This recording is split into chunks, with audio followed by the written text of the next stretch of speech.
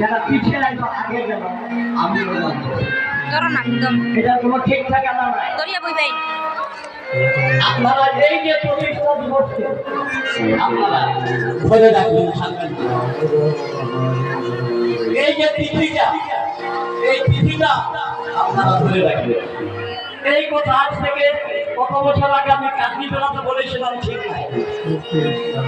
ওই যখন বাজারে যে এইবার 64 প্রহর কীর্তন হয়েছে, 64 প্রহর, আপনারা বাজারে গিয়ে সচিন্দ্র ঘোষকে, হরিদাস পালকে আপনারা জিজ্ঞাসা করবেন ওই কীর্তনটা আমার হাতে কত বছর আগে সেটা প্রতিষ্ঠা করেছিলাম, ঠিক না?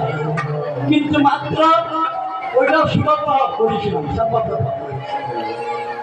আর উদ্যোগটা ছিল তৃণমূলের 20,000 টাকা দিয়ে ওই কীর্তনটা আরম্ভ করা হয়েছিল। পরে আমাদের মহামান্য হাইলাকান্দির সেনা প্রতিনিধি গৌতম রায় তিনি গিয়ে 90,000 টাকা দিয়ে সেই কীর্তনটিকে আঁকড়ে ধরেছিলেন।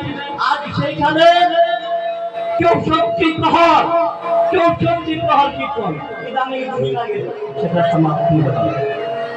আপনাদের কাছে আমার এটাই অনুরোধ, এই দিবসকে, এই প্রতিষ্ঠা দিবসকে আপনারা ধরে রাখবেন।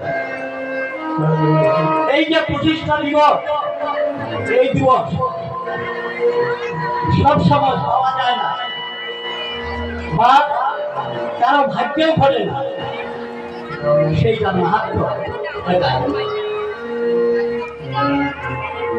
শুনে রাখুন মনোযোগের সঙ্গে। প্রাচীনকালে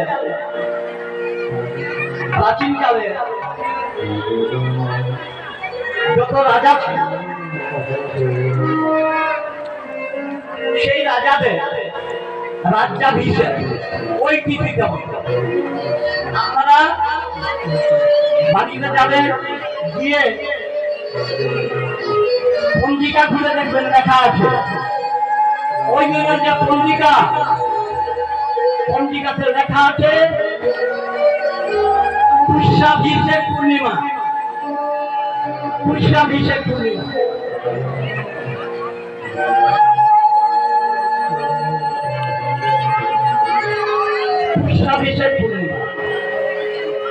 মানে আগের দিনে রাজাদের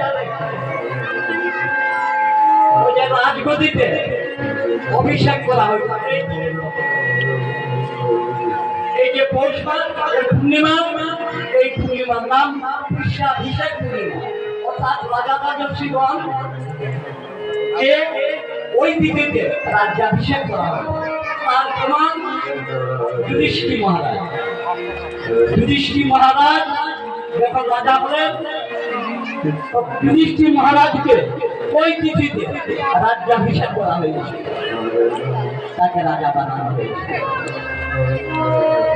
এই যে ধর্মরাজ যুধিষ্ঠির তিনি রাজগাদিতে এই তিথিতে বসেছেন, এই পৌষ মাসে এই পুষ্যাভিষেক পূর্ণিমা। আপনারা কে একটা ভ্রম জিজ্ঞাসা করছি, এই যে আমাদের শ্রীমদ ভগবত গীতা আজকে এখানে গীতা যজ্ঞ হয়েছে, আগামী কাল আমি কিছু গীতা অন্তত পক্ষে 87 খানা গীতা আমি এই অঞ্চলে ভক্তদেরকে না দেব। 70 থেকে 80টা আমি এখনো গণনা করি নাই। আপনারা কালকে মহোৎসবে হাজির হবেন, মিনিমাম 70 থেকে 80টা আমি দান করে আসবো। এটা আমার সংকল্প, ভগবানের প্রীতির জন্য আমি দান করব। এখন আমার কথা হলো এটাই যে এই যে পুষ্যাভিষেক পূর্ণিমা, এই তিথিতে যুধিষ্ঠির মহারাজের রাজা হয়েছে। ওই যে শ্রীমদ ভগবত গীতা, এই গীতাটা কুরুক্ষেত্রের মাঠে অর্জুনকে ভগবান কোন তিথিতে শুনিয়েছিল কারণ জানা আছে?